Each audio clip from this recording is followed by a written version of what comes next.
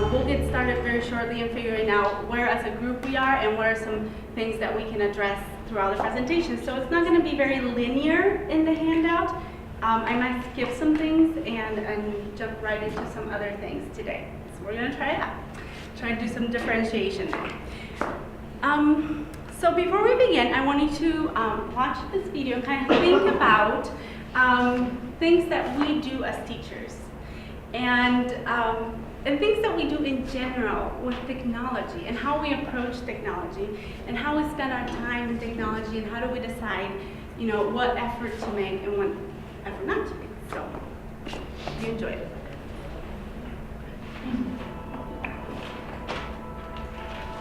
Gmail Blue was part of the initial conception for Gmail when it was launched. At the time, the technology was simply not there. The culture of Google really is to incorporate moonshot thinking to every project. It's taken us 6 years to develop the technology to achieve Gmail. Our major challenge was, how do we make this intimate, intuitive, realistic, and organic? In trying to bring email into the 21st century, we were faced with a challenge. How do we completely redesign and recreate something while keeping it exactly the same? The answer is Gmail Blue. You click on Compose, the button Compose, blue. The word Compose itself, blue. Boldface is blue, underline is blue. Italics is blue as well. You write in the body of the email, the font comes up blue. You don't have to make it blue, it is blue. It just is blue. The little lines, they're in blue. When you go into help, it's blue. It's Gmail, only bluer. We experimented with a lot of different colors. We tried orange, brown. Brown was a disaster. We tried yellow. The inspiration of blue came from nature. Ocean, sky, blue whales. A blue that was reminiscent of nature, but better than what nature created. Gmail Blue is, it just opens a lot of doors that haven't been opened before. I think the first thought that's going to come to the end user's mind is, I can't believe I waited this long for this.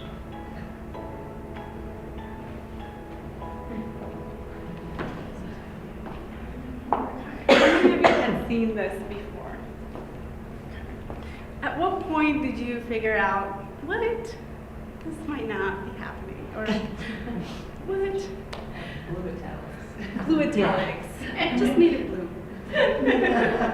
So I guess when I watch that and I think about, you know, what we decide to bring in our classrooms as teachers, you know, we need to be really, I mean, there's so much out there. You know, there's so much out there, and we need to continue to be critical thinkers when it comes to technology, right? Because some things might be like that, you know, we can make it blue.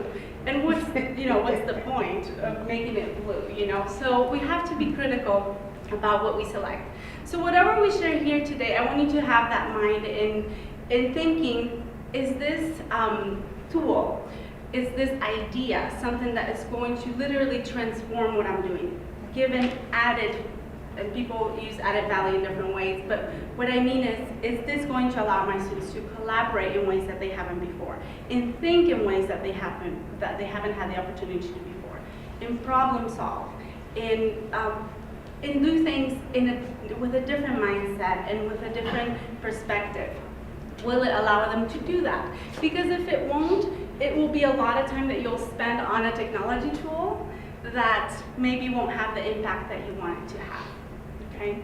So let's think about, how is this engaging? How is this a collaborative tool for our students? And how is this adding to the instruction that I have in my classroom throughout this time that we have? So you completed this survey to see where we are as a group. And this is a Google form, and I'm sure some of you have seen this already, or completed one at least. And I created this just last night, and I set it up so that it would code some of the results for me just on the spreadsheet. Okay.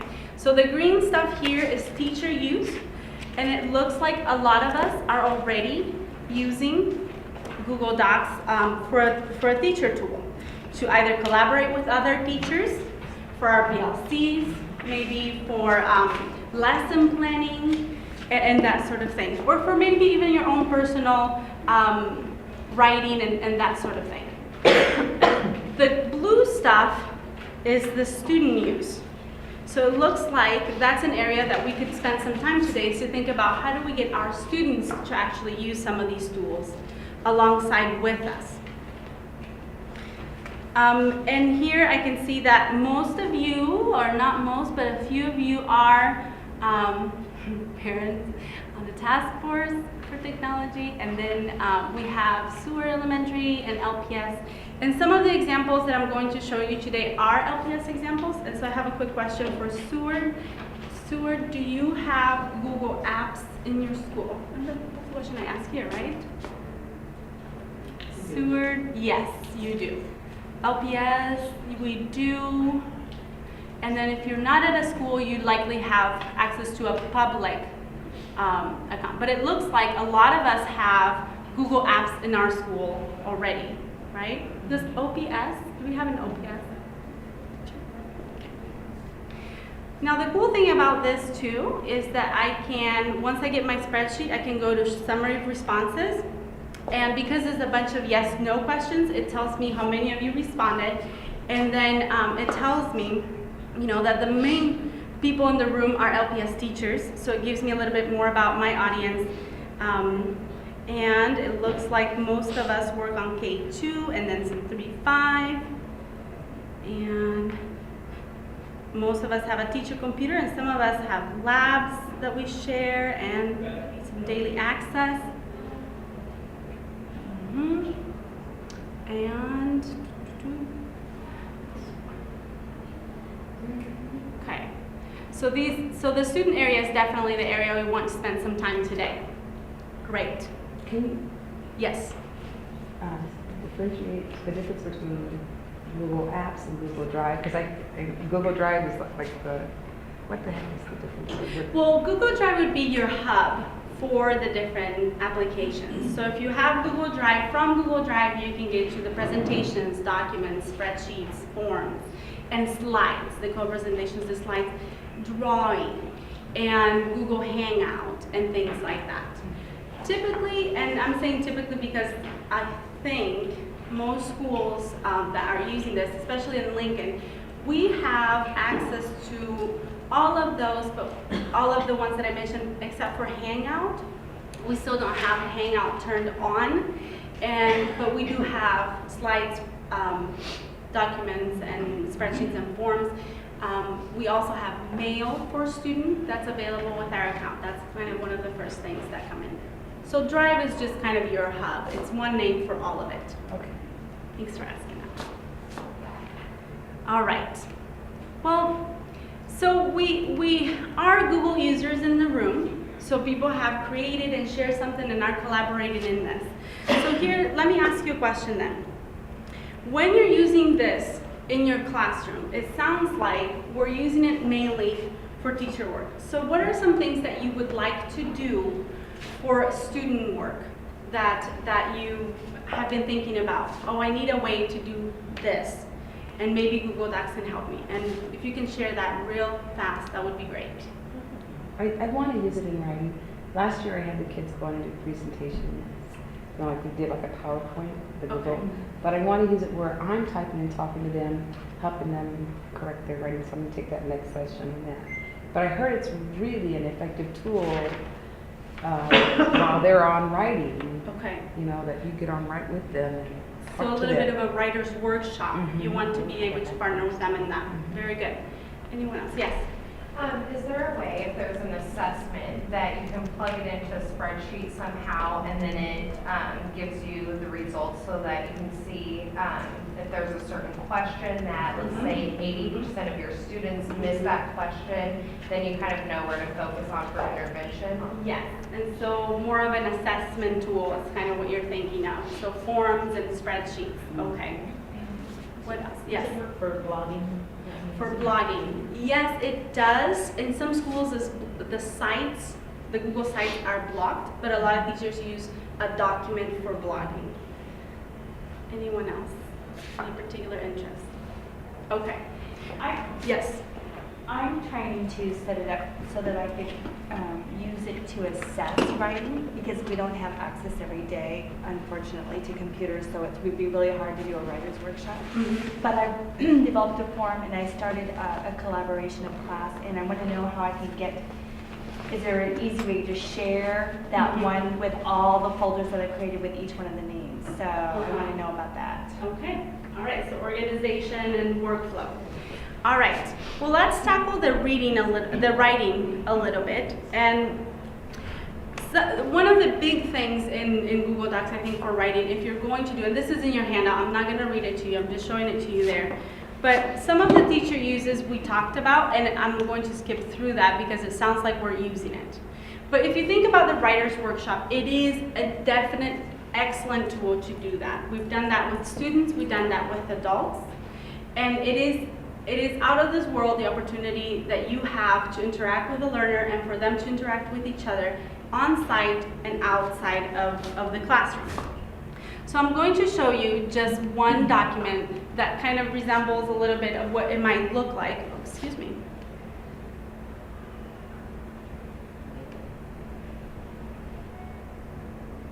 I must have put it in the wrong place. So with Google Docs, you can have your students write directly on Google Docs and using your iPad or your device, whatever device you have, and then the students can either share that with you, share with a partner, and you can go in and give them some comments that are very constructive and on target. Okay, so to comment that, and you guys are users, you just highlight, and then you would add the comment next to the student work. Now, one of the things that teachers often talk about is, how do I get that to work? I mean, I have 25 students and they do like 5 different papers, it's flooding my boxes and that sort of thing, okay? So we're going to look at how do we manage that inflow of student work, okay? So if you go down to learning resources, we're going to start kind of in an advanced place because teachers need to get organized, right? We're going to go down where it says Google Docs folders. And I want to tell you that you can create these folders to either give access to your students, give them contents, rubrics, syllabus, examples, text, list of readings. And you can also set up a folder where your students turn in their work and share with you, okay? So let me show you what some of these folders look like, and then we can go through creating one if you're interested in doing that. I apologize, but how do you get to where you are? You have to open that. At the bottom, if you click on open, yes, there you go. Where is my folder? It's blue. Blue, okay.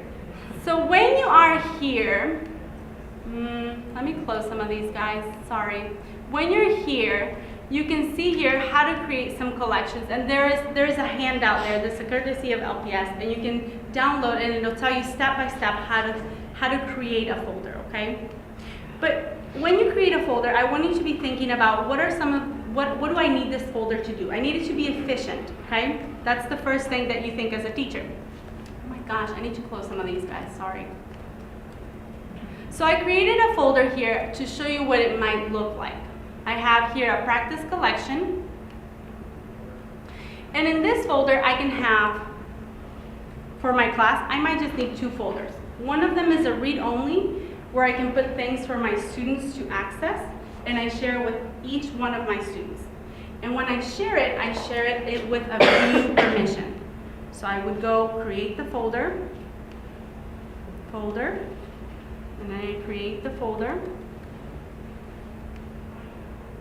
And then I click here, and when I go to share the folder, I am going to type in my students' usernames here. What is your username so I can show Mabe. M-A-B-E. B-E. M-A-B-E. And then another B-E. B-E. At Oh, you know what? And I can't share with LPS from here, can I? Ah. What is your regular Gmail account? Okay, can anybody share theirs just for this purpose? Yes. Morales, David. At Gmail. Viv Yeah, VIP. at At Gmail. gmail.com. Okay, so I shared this with her, but since, let's pretend that she's my student. But since I just want her to access, I'm going to put the rubrics that they're going to use and things in there for them to see. Since I just want her to view it, I'm going to click here on view. So now Vivian will have access to this collection, but she can only read what's in there. She cannot write what's in there. She cannot take out or put anything in the folder, actually, for that matter. Now, if I wanted a folder where Vivian will put her documents in, then I would share it with editing permissions. Or if I'm going to do a group project where my students are going to collaborate in the writing as a class. So for instance, if I want to create a presentation, let's say I have a jigsaw, or let's say we have a class project, an investigation. And this group is going to investigate birds feeders and what kind of birds come to the bird feeder if you put this kind of food. And this group is going to investigate what kind of bird comes if you put this kind of food and at that location and different things. And you do an investigation project. Then I can have a folder where my students can edit and everyone gets to collaborate in that folder. So I would create that folder.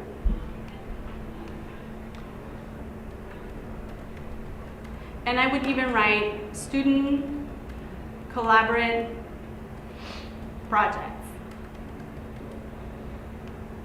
Okay, then I go here and I would share it with all my students. So when they go in there, they can access and change things. Now, when I'm in the folder, I might create subgroup folders. So I might create your group folder, and then I even put the names of my students there. So I might say, this is our science project group folder. I created in there. And oh, but I want the names of the students right there so they don't have to look at it. And they can just click on their folder. So I go to, oh, sorry, you click here, you go to more, you're going to rename it, and you put in John, Laura, Marie. Those will be your students for that folder. Now, since you shared this folder with them already,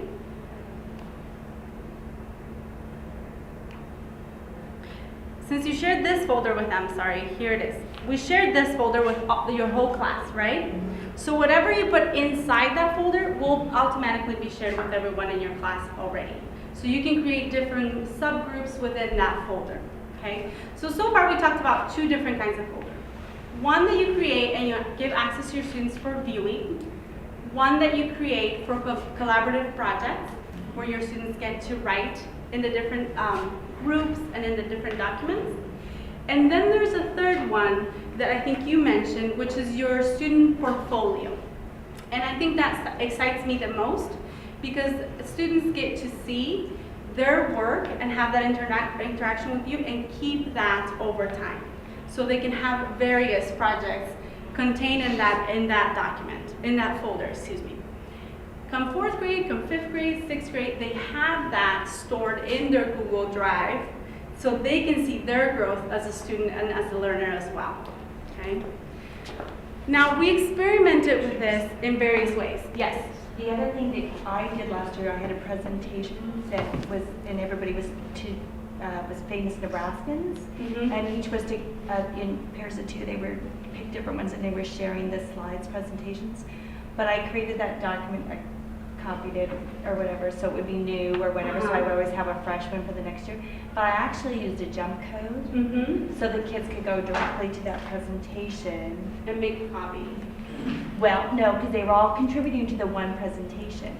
So Okay. then we just talked about they had to stay on their own slides or Oh, whatever. very cool. So, Okay. and so we had to designate slides or whatever. But it worked very well as well. Thanks for sharing that. Yes. Thanks for sharing that. So organization is key. So if you're sharing slides, you might want to color code them and say, you know, this group, you're red, this group is red, this group is blue. Or you might say, number the slides, and so you're 1, you're 2, you're 3, so everyone in the group has a slide. That's important to do with students, or they'll write over each other's slides, yes.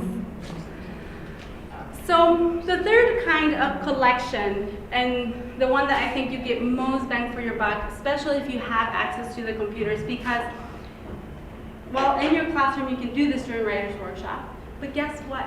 When students have portfolios and they get to write outside of the classroom, they do.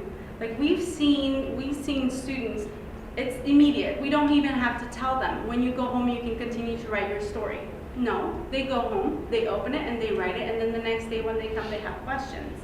Or they've improved already on the feedback that you have given them. So it really extends the writing time to outside of the classroom. They can also share that with family when they're home and whatnot. I do get a question a lot with teachers, and we question ourselves too, like, well, what if the student doesn't have access at the home? Mostly in our schools and in LPS, 14 out of 16 students are likely to have some sort of access to the internet. That doesn't mean they have a home computer, but they have parents who have smartphones. They go to the library. They might have a computer that they use. It's a variety. But you'd be surprised on how motivated they are in accessing that. Even if it is on mom's phone, they'll find a way so that they can get to their work and even share it in the home, and then maybe doing some of that work too. So let me show you about the portfolios, because there's one key thing that we learned. We used to go in and create a folder. So here I would go, all right, I'm gonna create a class portfolio folder, right? So class, don't do this. This is the bad example. Class portfolio, right? And then we would go in here and then start cranking those folders, right? Johnny's portfolio, language arts 2013, and just like crank them and put them all in there. Then the teacher would go in there and like share each one to each of the students, and and it worked. But we found that if students create their portfolio and they share their portfolio with you, it's a lot better and easier for the students, because they have more control and they can manage it a little bit better. And at the end of the school year,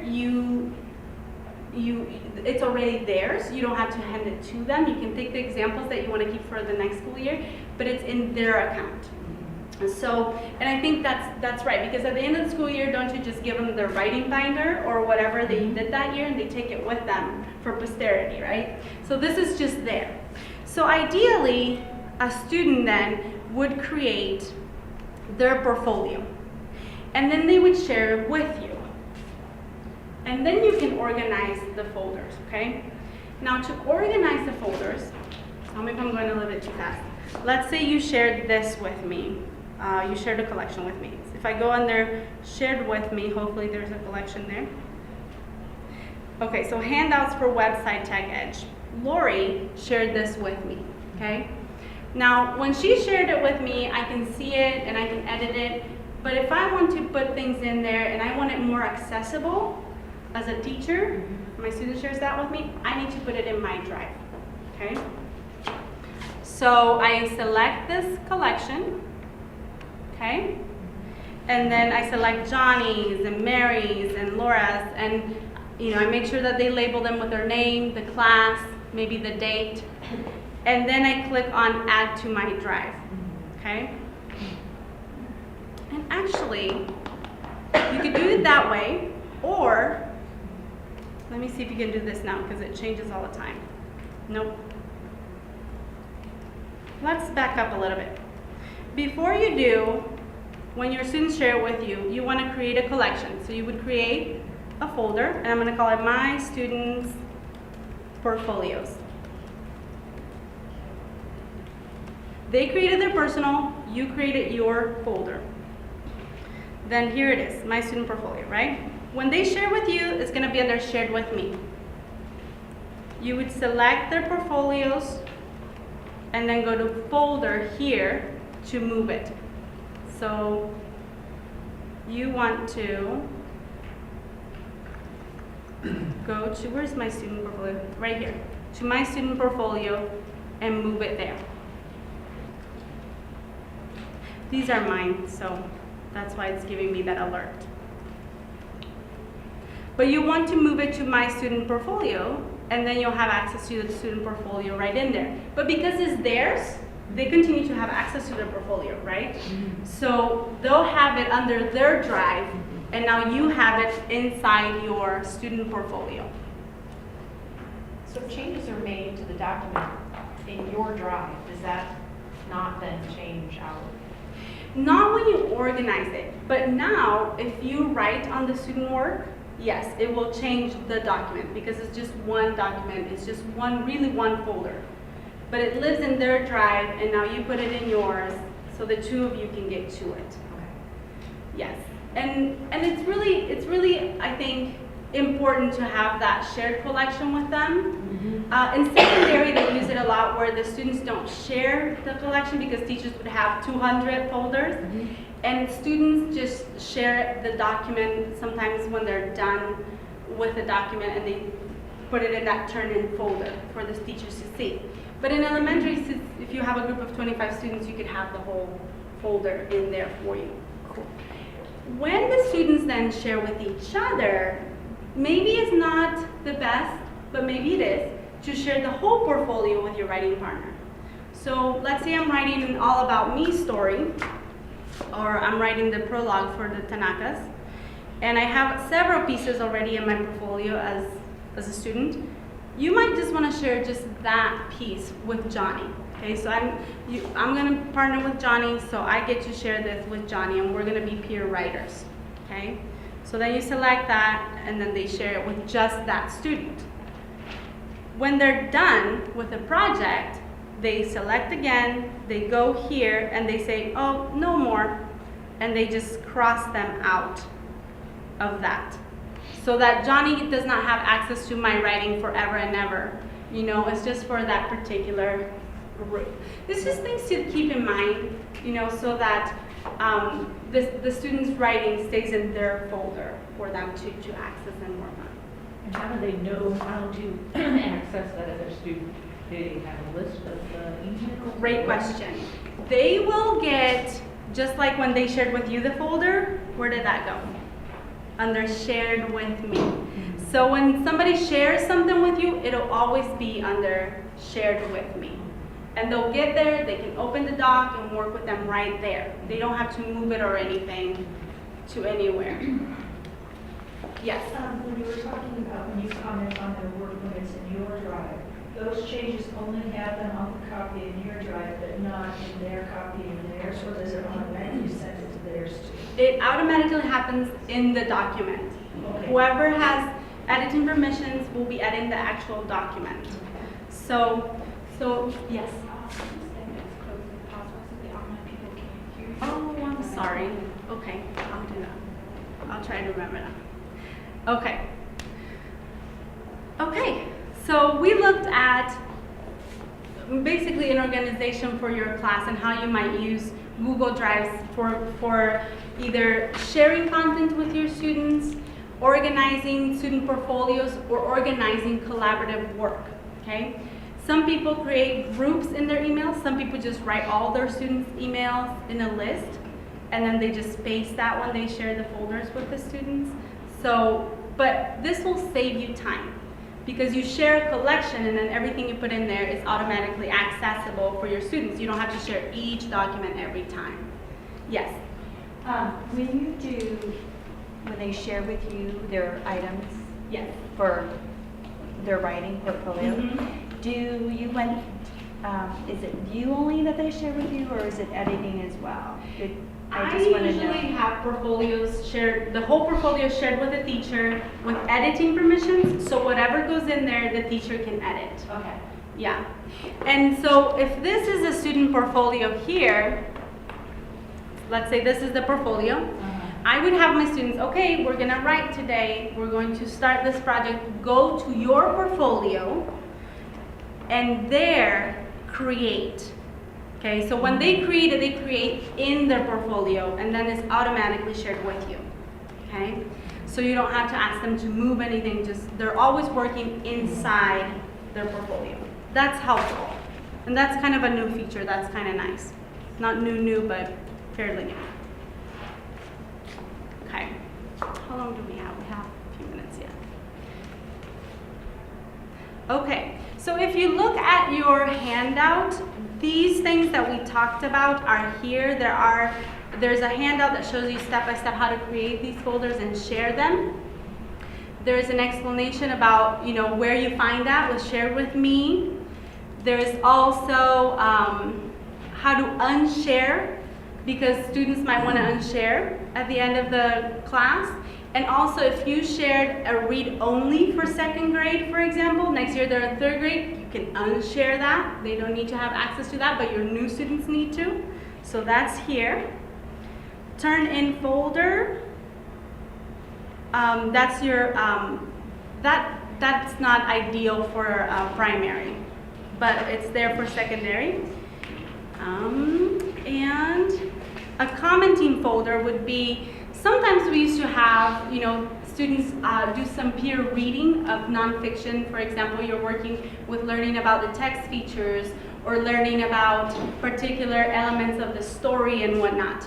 So you want students to read some of the text that you put in as a Word document or something that you adapted. So you want students to comment on those. So where do you find, what's the main idea, for example?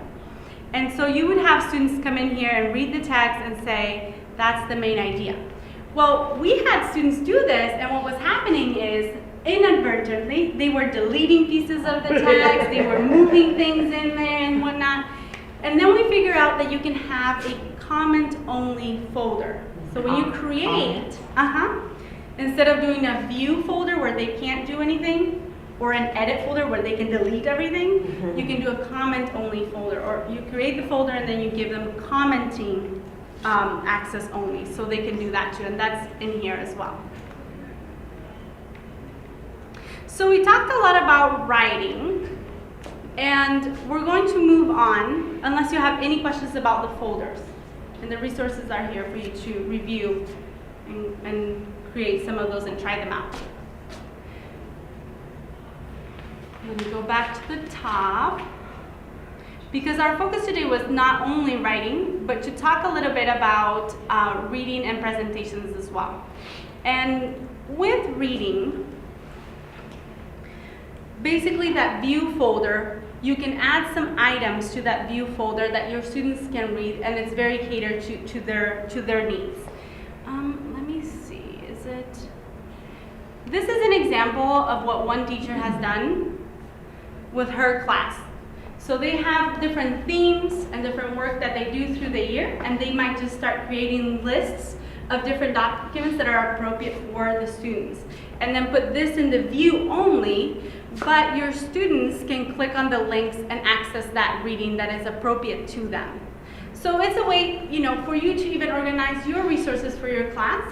Some of us have websites and have other systems already, so this might not be something that would be extremely useful for you. But if you don't, this might be a place where you can start doing that, because it's a very friendly environment. If your students are going to be using it, they can find all sorts of things in there already this way.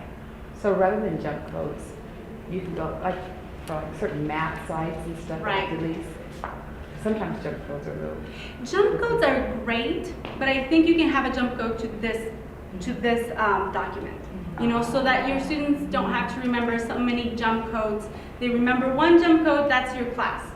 And then in your class, and then you're teaching them some organization skills too, and how to navigate through any online filing or information organization place.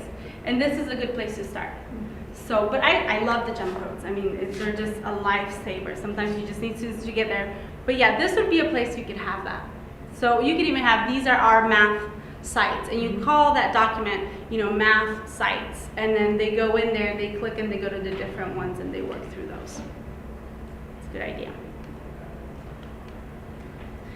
With presentations I think by far are the most, well, no, I really love docs, but presentations can do a lot of different things in collaborative groups, and also for reading and writing. So So I have a few examples to share with you. So here are some ideas, and this is actually from Love the Way You Teach, is a blogger. And she has the example I brought in for you about, the class science project, but also some independent study that I just thought, what a clever idea for students to be thinking about what they want to learn and be working on that during workstations and creating a presentation and really giving them a chance to explore more of the topics and work on their own. Another project that she has here would be, for example, a biography. And I know that in LPS, 3rd grade does a research paper, typically on animals, correct? We do professions. Or professions. You have the freedom to work with your students and figure out a theme, right? And then 4th grade does biographies, and 5th grade does picture books. So the slides in Google Docs would be ideal for some of these projects. And again, if you have that portfolio already created, your students can create that project right into their folder, and you can see their progress. One cool thing about Google Docs and presentations, so this is one of the presentations that we mentioned, and I'm going to actually pull up a presentation. How many of you have played with Google Slides? Can I just get a raise of hand? Okay. So I'm going to pull one up real quick. I can get to a good location here. Just go to my drive. I'm going to create a presentation for this. And it looks just like a PowerPoint, only it's cleaner, I think. There aren't as many buttons for our students. And in elementary, that's a really good thing, right? Mm-hmm. Although they keep enhancing the tool. So you can have them choose one of these, and this can be changed later. The first thing I have my students do is title their documents. So I say, Laura, and this is my research project, and I have done all of my writing because this is about writing, right? So I've done my pre-writing, I have basically worked on a lot of my components. Maybe I haven't looked for pictures yet, because that's a good thing to do here. But I've done my research. I'm ready to write my book. So research, and I could say Michael Jordan, and maybe I put a starting date, because not all your students might start the same day, but they could. So I might say 2313, and okay. All right. And then you can see that this has the capabilities that you would normally find on a PowerPoint. So they can start writing titles, subtitles. They can write speaker notes down here. And the cool part that I think saves a lot of time as opposed to using PowerPoint is that they can insert pictures right there from the web. So if they go to insert, they go image, and they can search for the image right there. So search, and they begin their search. So if it was Michael Jordan, right? I can search there, what are some pictures, and I can find the pictures I want to use and click and put it in my, let me think about this. I think we had to highlight that and copy, or does it cite? So it goes in there, there's the picture, and then I copied the citation right under it. I can place it right there, so that we're also teaching our students that digital responsibility of citing other people's work, correct? The access to the photos that you can access here are okay to use, but we still want our students to be learning to cite other people's work, so you have them copy that in there. They can also, this is kind of a fun thing, they can also insert a video.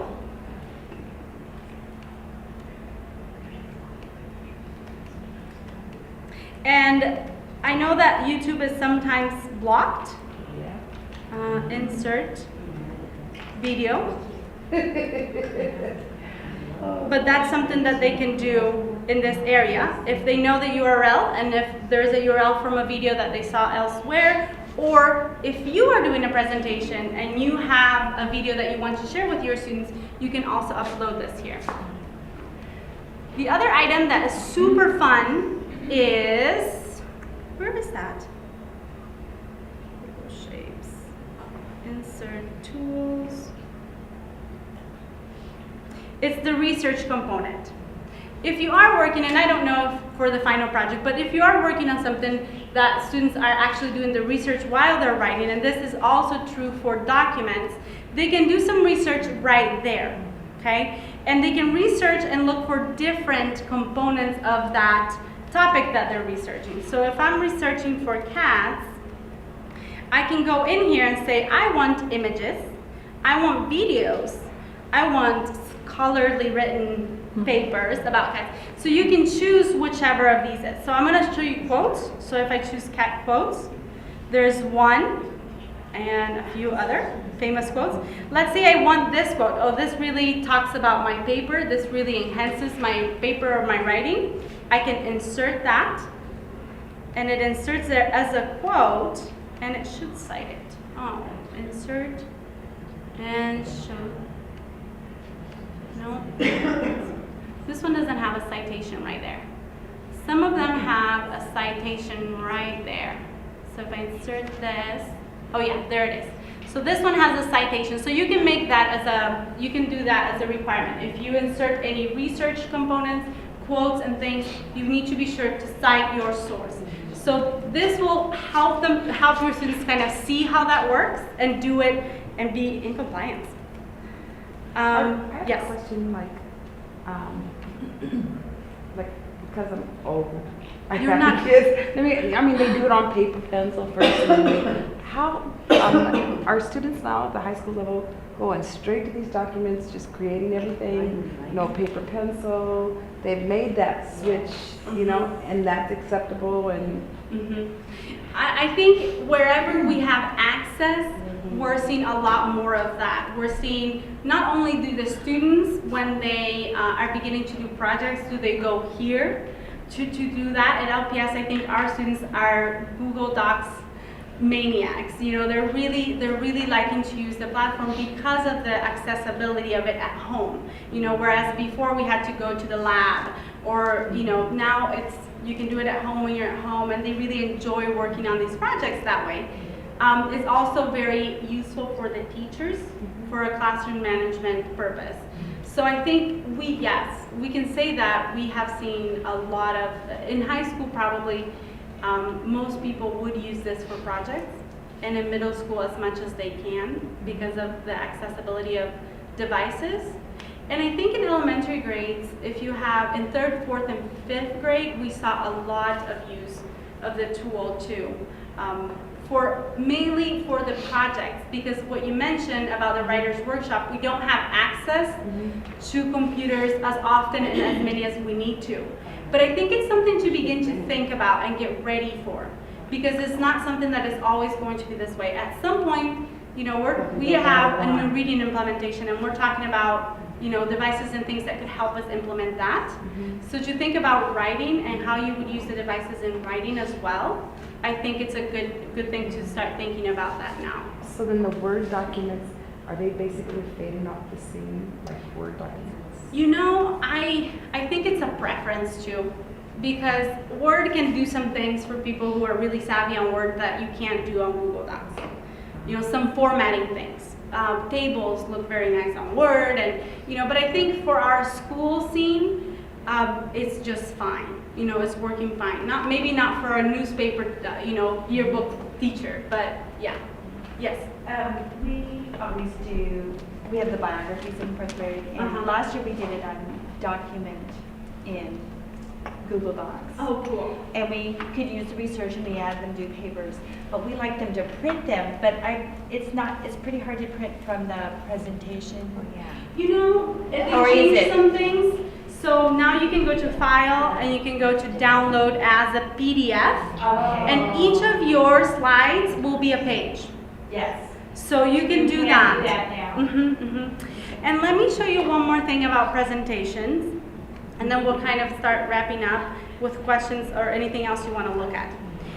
Down on your resource, there's a note, and if you go on this part here where it says Template Gallery, That's an underused, awesome teacher tool, okay? Because the template gallery is where you can put some of the things that you want your students to use. For instance, if you want them to do a biography, you can create a template that literally is not like you're going to script everything in there, but your template will have, okay, so you have to have, 20 slides. And each slide has to have this or that, and you can actually put directions in there. So let me show you what that looks like. And let's hope that I can access it with this account. Presentations. I might have to log out, guys. Yeah, sorry, I'll have to log out real quick.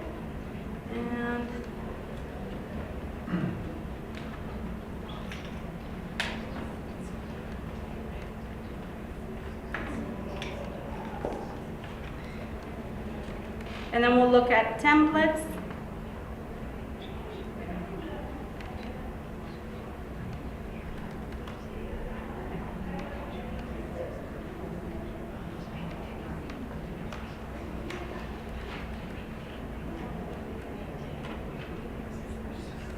It's bad when you forget your password, right?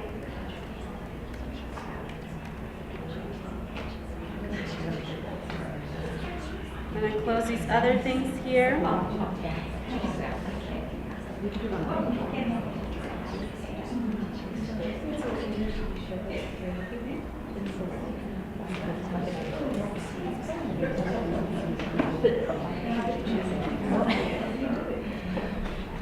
All right, thanks for your patience. Thank you, thank you. So here's an example, and I'm going to show you the 4th grade example. This is right out of the writing curriculum that we have. So your example is of a template, right? So you can create this, or you can use it. We have templates for those already, but you can create your own as well. So you create the template. This is what they need to, this is the example, completed example. This is what a biography, and we're calling it ebook because you can print it as a PDF or you can make it into an EPUB and publish it. So this is a copy of your bio book, your ebook, right? Mm-hmm. If you go to where the template is,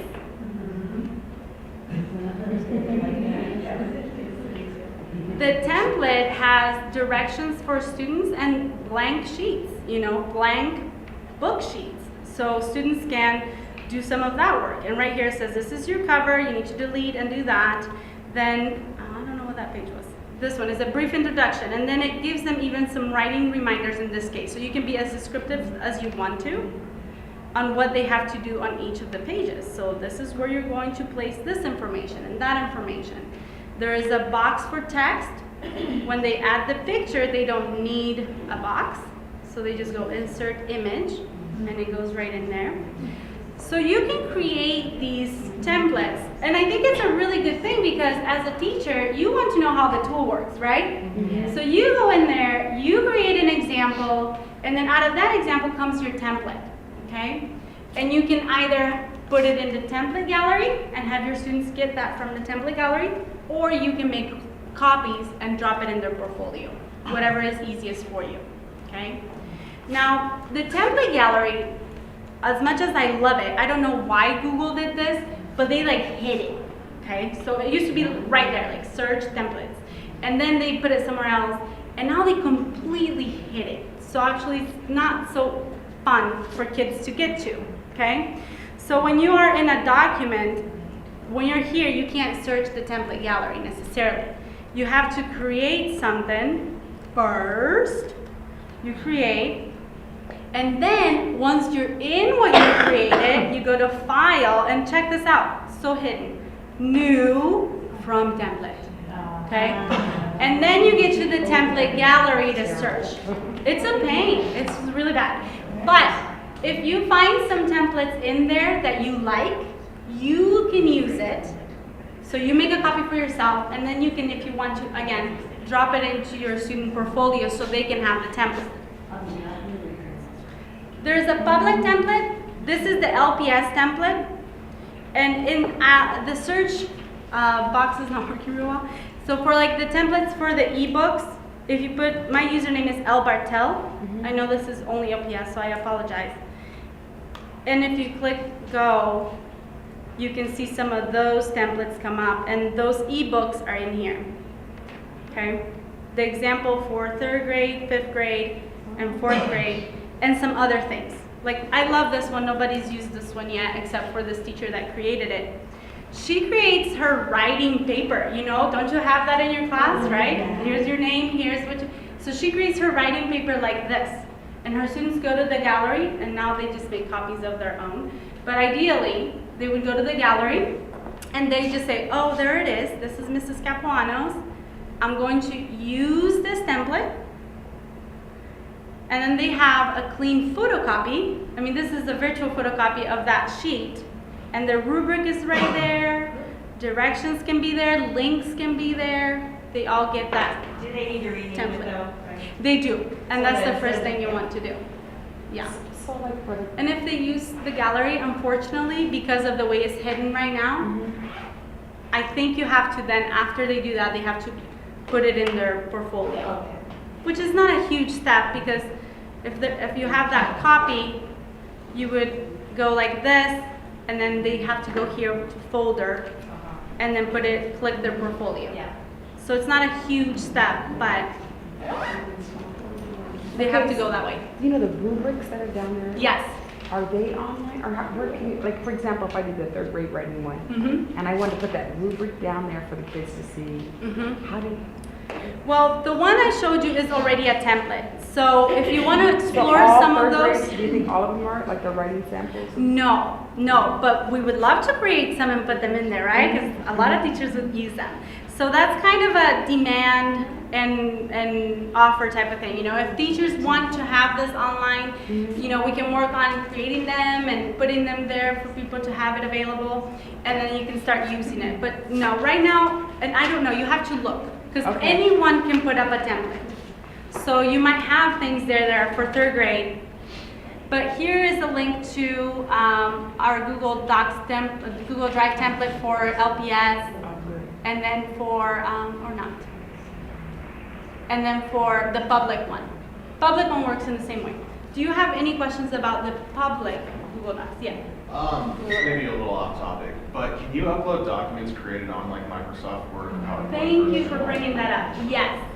So if you want to do that, you want to go either to your drive or your folder, and that's super helpful, right? You go right here, and you can upload a file. If you use Chrome, you can upload folders. So if you have a folder that you need someone to have access to and collaborate with you, folders can go in there with And Chrome. you said that as an interactive document like the other ones that you create on Google If Drive. you have to be sure that it converts. You're gonna see when you start uploading, it's gonna say conversion on or conversion off. You wanna have conversion on, and then it'll work. Sometimes tables are a little crazy though, so you have to check your documents after. But PDFs, you can upload that way. Movies, pictures, anything you can upload here. So it becomes a collaborative working place, but also a filing cabinet for teachers, I think. So when they say use your Google thing for backup, it's like LPS is switching on computers, that's what they're talking about, using Chrome. You can. Okay, I would like to get a little bit, do you have another question? Someone told me, because I do the same thing, I go to create new document, go to new. But someone told me if you go to the LPS website page in the search box, if you do like Goog T or something, it takes you right to the template gallery. Is For that the true? gallery? Oh, thank you. Really? So I haven't done it yet. we can try. So Goog T. So they created that as a shortcut? Yeah, there's a shortcut. But I don't know if that's it. Maybe it is. Let's see. Yep, it is. You're the best. Did you guys hear that? Yes, If you're an LPS and you need a template, the keyword is Goog T right next to it. Goog T. T for template. And it takes you right to the But I have one template. more question. Yes. Sometimes when I upload like a Word document, sometimes on my lesson plans in the Google, it'll be a view only. So I have to double click and then I get the drop down menu Right. to convert to a Mhm. Google Doc. Is that the easiest way to do it, or is there a better? You can, when you upload, next time look at the box and turn conversion on. Oh, okay. So that it's That's on what it is. always. Okay. Yes, yes. Can I ask you to do one thing, please, if you have a chance? I did put at the very bottom of this, so if you still have your laptop open, great. I wanted to see what you would do with some of these things that we talked about. And I think, I hope that you are taking away at least one idea of how you could use this. So if you would like to share that with us, you can.